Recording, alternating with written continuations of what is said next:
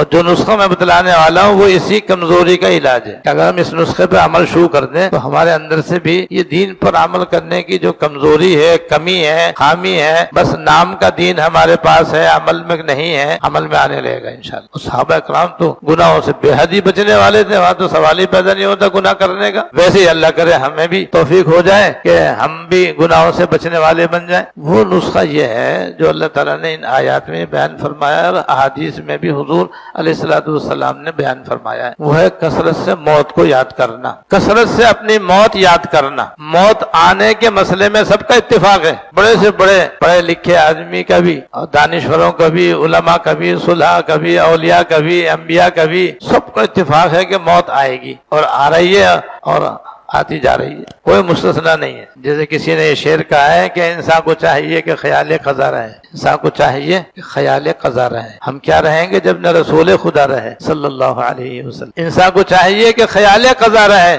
یعنی ہر آدمی کو چاہیے کہ اپنی موت یاد رکھے۔ ہم دنیا میں کیا رہیں گے جب اللہ کے رسول صلی اللہ علیہ وسلم نہ رہے، جو اس کائنات میں سب سے زیادہ اللہ تعالیٰ کو محبوب ہے اور سارے انبیاء علیہ السلام کے سردار ہیں، سب سے آخر میں آنے والے ہیں، سب سے پہلے جنت میں جانے والے۔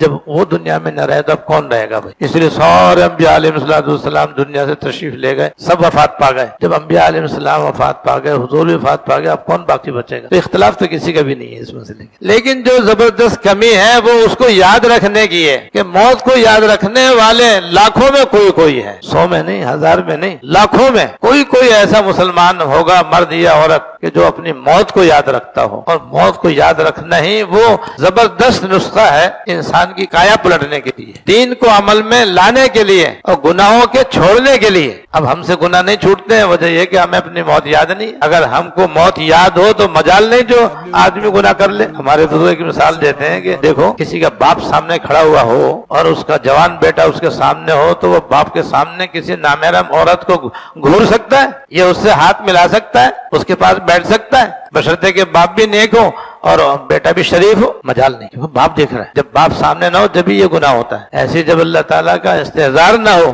موت اپنے آنکھوں کے سامنے نہ ہو تو پھر یہ گناہ ہوتا ہے اور ہو رہا ہے۔ تو گناہ اگر آدمی کو موت یاد ہو تو ہو نہیں سکتا۔ اللہ موت یاد ہو تو فجر کی نماز قضا نہیں ہو سکتی۔ پھر آدمی آفس میں ہو تب بھی نماز باجماعت پڑھے گا، فیکٹری میں ہو تو بھی نماز باجماعت پڑھے گا، بازار میں دکان کے اندر چائے بیچنے والا ہو یا خریدنے والا، اس کی نماز قضا جماعت فوت نہیں ہو سکتی، نماز قضا نہیں ہو سکتی۔ تو یہ ہے وہ زبردست نسخہ۔ اس لیے حکم دیا گیا ہے کہ اپنی موت کو کثرت سے یاد کرو۔ ایک روایت میں رضی اللہ تعالیٰ عنہ فرماتے ہیں کہ ہم 10 آدمی تھے، ان میں سے ایک میں بھی تھا، یعنی مجھ سمیت 10 آدمی تھے۔ ہم سب سرکار دو عالم صلی اللہ علیہ وسلم کی خدمت میں حاضر ہوئے اور آپ کی خدمت اقدس میں ہم بیٹھ گئے تو ایک انصاری صحابی کھڑے ہوئے اور انہوں نے حضور سے یہ سوال کیا کہ حضور سب سے زیادہ سمجھدار آدمی کون ہے؟ سب سے زیادہ سمجھدار، دور اندیش، ہوشیار کون آدمی ہے؟ سب سے زیادہ ہوشیار، سمجھدار، دور اندیش کون سا آدمی ہے؟ تو آپ نے فرمایا جو سب سے زیادہ موت کو یاد کرنے والا ہو اور سب سے زیادہ اپنی موت کی تیاری کرنے والا ہو۔ اور پھر 2 بڑے بڑے فائدے آپ نے ارشاد فرمائے کہ جو مسلمان ایسا ہوگا، ایک تو دنیا میں اللہ تعالیٰ اس کو شرافت اور بزرگی سے مالا مال فرمائیں گے، دوسرا فائدہ یہ بیان فرمایا اور آخرت میں اس ہی کو اللہ تعالیٰ رفعت اور بلندی عطا فرمائیں گے، آخرت کا اعزاز بھی اس کو نصیب ہوگا، آخرت میں عزت بھی اس کو ملے گی، رفعت اور بلندی بھی اللہ تعالیٰ اس کو آخرت میں عطا فرمائیں گے، دنیا کے اندر بھی اس کو شرافت اور بزرگی سے مالا مال فرمائیں گے۔ اور دوسری روایت میں یہ ہے کہ حضور خدمت میں ایک صاحب کھڑے ہوئے اور انہوں نے عرض کیا حضور سب سے سمجھدار اور ہوشیار آدمی کون سا ہے؟ مسلمانوں میں اور اہل ایمان میں سب سے زیادہ ہوشیار آدمی کون ہے؟ آپ نے فرمایا مسلمانوں میں سب سے زیادہ سمجھدار اور ہوشیار آدمی وہ ہے جو موت کو زیادہ سے زیادہ یاد کرے اور مرنے سے پہلے موت کی بہتر سے بہتر تیاری کرے، یہ فرمایا۔ تو موت ایسا زبردست، موت کو یاد رکھنا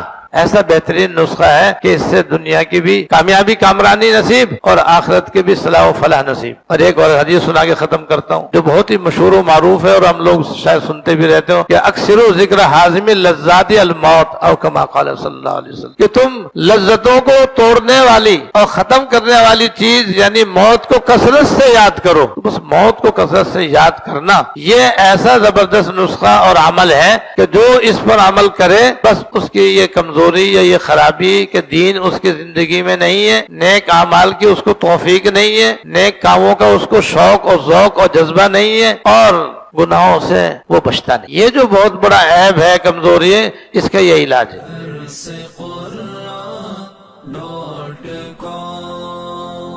www.darsequran.com